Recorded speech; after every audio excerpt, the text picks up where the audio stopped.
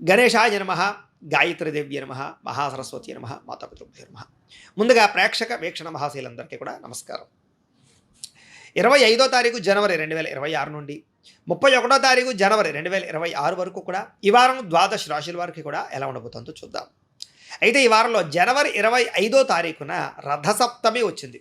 అందులోనే ఆదివారంతో కూడుకున్నటువంటి రథసప్తమి. సాధారణంగా ప్రతి ఇంట్లోనూ కూడా ఈ రథసప్తమి రోజు పూజ చేసుకుంటారు. ఆరోగ్యం కోసం, ఐశ్వర్యం కోసం, కోరిన కోరికలు నెరవేరడం కోసం. ముఖ్యంగా ఆరోగ్యమే మహాభాగ్యం.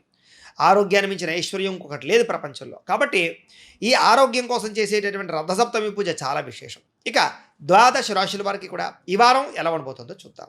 ధనుస్సు రాశి వారి యొక్క ఫలితాలు. అయితే ఈ వారం కాస్త గ్రహస్థితి చూసుకున్నట్లయితే కనుక పెద్ద విశేషంగా లేదు. అంతంత మాత్రమైనటువంటి అనుకూలత కనపడుతోంది. ముఖ్యంగా మిశ్రమ ఫలితాలే కనపడుతూ ఉన్నాయి. ఏది ఏమైనా కూడా ఈ వారం ఎక్కువ జాగ్రత్తలు తీసుకోవాలి. ఎందుకంటే ఆదాయపరంగా తగ్గే అవకాశం కనపడుతోంది. సమస్యలు పెరిగిపోయే అవకాశం కనపడుతోంది. వృధా ఖర్చులు కనపడుతున్నాయి. వృధా ప్రయాణాలు కనపడుతున్నాయి.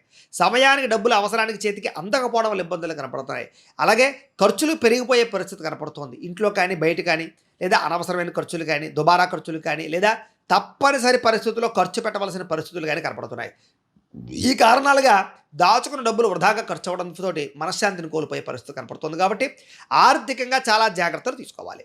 ఇక తప్పుడు ప్రదేశాల్లో పెట్టినటువంటి పెట్టుబడుల వల్ల ఇబ్బందులు కనపడుతున్నాయి. కాబట్టి భూమి మీద ఇన్వెస్ట్మెంట్ చేసినా, గృహాల మీద ఇన్వెస్ట్మెంట్ చేసినా, బంగారం మీద ఇన్వెస్ట్మెంట్ చేసినా ఆచితూచి వ్యవహరించండి. షేర్లో పెట్టేటప్పుడు, ట్రేడింగ్లో పెట్టేటప్పుడు ఇంకా ఎక్కువ జాగ్రత్తలు తీసుకోండి. తెలియని వాళ్ళకి, కొత్త వాళ్ళకి డబ్బులు ఇవ్వకండి. మధ్యవర్తులు నమ్మి ఇందులో పెట్టుబడులు పెట్టకండి.